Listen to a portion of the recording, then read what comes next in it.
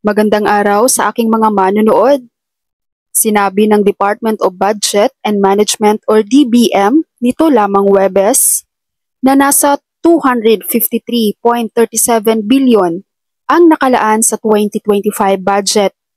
Ito ay para sa cash assistance o ayuda para sa mga mahinang sektor ng lipunan.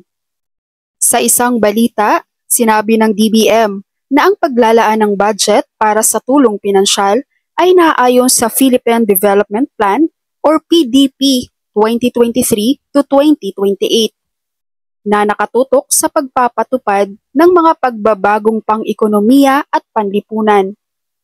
Kabilang ang pagpapalakas ng mga kakayahan ng bawat Pilipino sa pamamagitan ng pagbabawas ng kanilang kahinaan at pagprotekta sa kanilang kapangyarihan sa pagbili.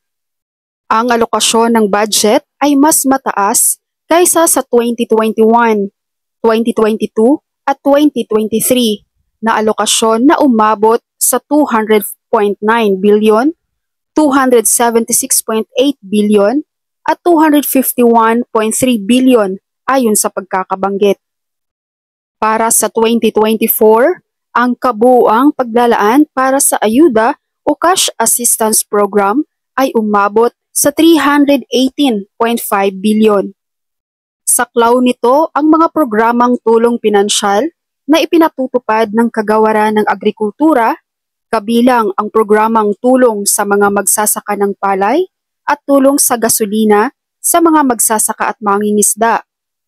Pundo sa tulong ng kanser ng Kagawaran ng Kalusugan, tulong sa medical sa mga pasyenteng mahina at walang kakayahang pinansyal, tulong pangkabuhayan sa ating Disadvantaged Workers Program ng Department of Labor and Employment, at iba pang social protection programs ng DSWD or Department of Social Welfare and Development, tulad ng ayuda sa Kapos ang Kita Program or AKAP, Pantawid Pamilyang Pilipino Program or 4Ps, Protective Services of Individuals and Families in Difficult Circumstances, Social Pension for Indigent Senior Citizens, at pagbibigay ng karagdagang benepisyo sa mga Filipinong centenarians.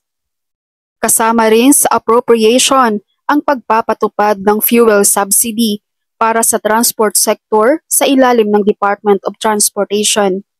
Ang paglalaan ng budget ay titiyak sa patuloy na pagpapatupad ng mga nabanggit na programa at iba pang mga hakbangin, kabilang ang Philippine Food Stamp, isa sa mga prioridad na programa ng administration ni Pangulong Ferdinand Marcos Jr. ayon sa DBM.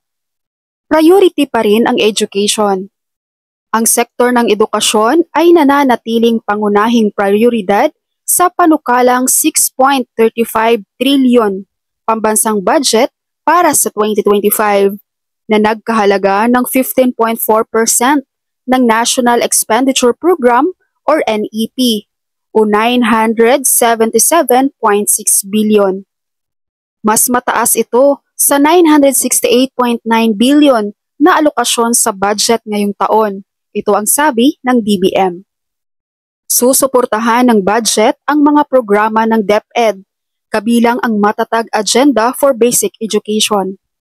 Ang mas mataas na alokasyon ay ipinagkakaloob din para sa iba pang mahalagang programa sa edukasyon, tulad ng programa sa pagpapakain na nakabatay sa paaralan.